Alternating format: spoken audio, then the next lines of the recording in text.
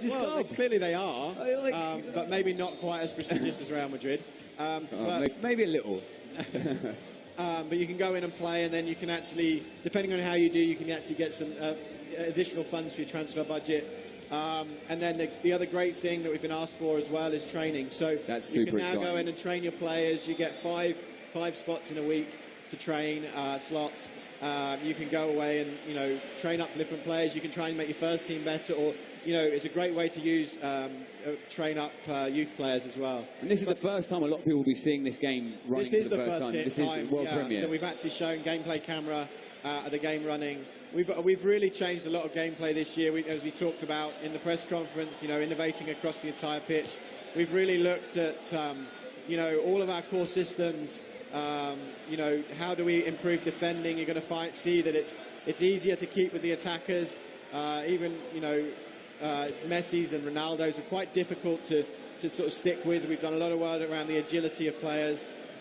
We've also done work around how the AI covers for you in defending as well. So, we'll try and point a few things out here. Maybe we'll see the passing with purpose in a second, which is just right bumper. That's a lovely ball. That's a great ball. You can see there that the two centre-backs are covering for people. Yeah. Well, they could get quite split last year, so they're covering for each other a little bit better. You see that defensive intelligence. Yeah, that's the new passing there. Especially when you've got players around you. What you're going to notice is that defensively, you see right there, players are much more aggressive at trying to win back the ball and intercept the ball, where the passing with purpose really comes sort of into play. Biscuits there closing down. Yeah. Or Biscuits. I always mispronounce his name. I call him Biscuits because it's a shorthand. So actually, that right there is it's from quite deep, but that was new crossing logic. So we've completely reworked all our crossing targeting. Yeah. So balls are now getting more in behind. You're trying to get the attackers to run onto the ball. It's more authentic. We might see it here in a second.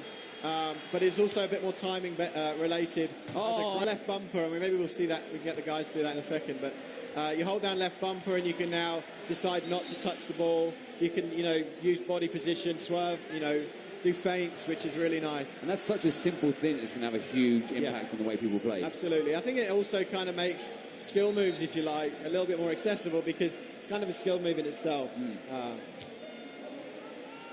Safe. Oh, did it go out there? Linesman.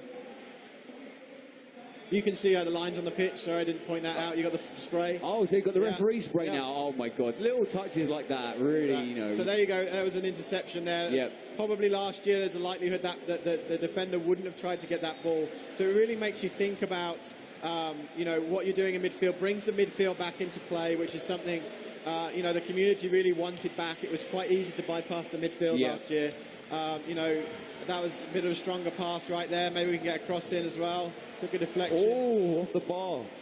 That's a great cross. And, the physics in the game and the mechanics have always been solid with FIFA. And, these new, the new passing mode, the new defending mode, the new dribbling mode, they're just going to add to the sense of... Absolutely. There you go, another whipped-in cross there. And it's much more dynamic now with the crossing system and the passing system, as you say. There'd be a lot of times where people do like the straight through midfield. It's almost 100% guarantee of a pass. That's not going to exist anymore. Well, exactly, anymore. And I think we are finding a lot. A lot of players were playing with Real Madrid.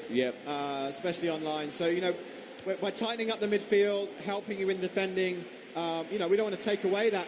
Dribbling felt really good, and we don't want to take that. We haven't taken that away, and we've added to it with no touch. But we wanted to tighten things up a little bit. It means that there won't be one over-pervasive tactic.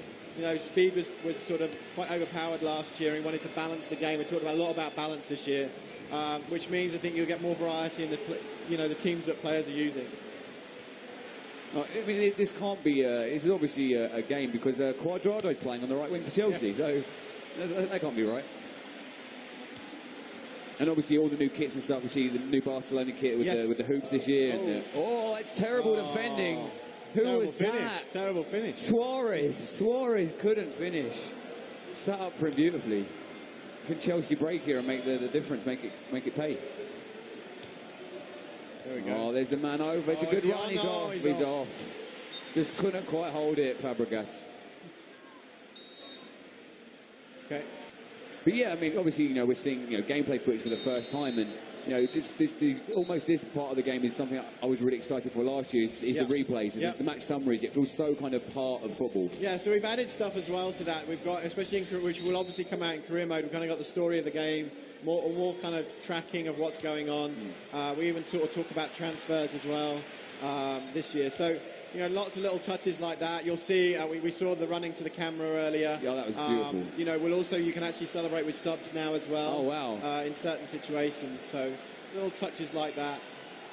Well, you know, I was saying earlier about the career mode. I do play career mode quite a lot. And, you know, one of my favourite modes apart from career mode is the training mode. I love doing the advanced shooting drills, the advanced tackling drills, and the passing drills. And to have that implemented into career mode and feel like you're actually training your player is going to give you so much more ownership of your team. Exactly, and you know, I think that it gives you so many more options as well, because you can go and train like Costa in how to shoot, but ultimately he's pretty good already. So the benefit won't be as big. You might be able to get him up maybe 1 point or something like that. You know, but if you go with a younger player with higher potential, you can really start to grow those players a bit more quickly. So it gives you more control over that. It gives you then more options where you can then, you know, maybe take some youth players, train them up. Maybe you can sell them on. If you're, you know, a smaller club, it's another way to get funds in. But maybe you can bring them into the first team a bit more quickly. So, you know, previously it would take quite a while for those players to grow well enough to get into your first team, but now it gives you a little bit more options, a bit more flexibility to do that. And it's not just a case of sending them out on loan or bringing them on for the final 10 minutes to get their stats up. You know, which is also a sort of fun thing to do as well. You know, the little no-touch there. You see the lovely stuff. Good tackle. Lovely feet. And Costa, and there's Fabregas, and just straight at the keeper. Couldn't get out of his feet. Couldn't get out of his feet. But, you know, like you were saying before about the career mode, also is with the training is that's going to maybe, you know, change a player, like say Joe Gomez for Liverpool, who Charlton player did signed. Would you be able to kind of use him as a raw player and, like, you know, shape him up and maybe make him a left back rather than a centre back, that kind of thing? Yeah, so there's obviously limits to it. You're not going to make John Terry the best striker in the world, but you know what you can do is build up his defensive ability, like you said. You talked about there as Gomez defending wise. You can do that. You can maybe make him a better passer as well. But, you know, the potential and the growth is also dependent on position. Oh, great save from Courtois there. One other thing we could mention, maybe you could switch it on quickly, is the trainer. So we've got training and then there's the trainer. So, you know, I know a lot of our core fans maybe think this isn't something for them, but we're only going to see the basic controls right here, but you can actually start to see much more advanced controls. So, you know, but this is a great way for some of our newer players to come in, learn the basics.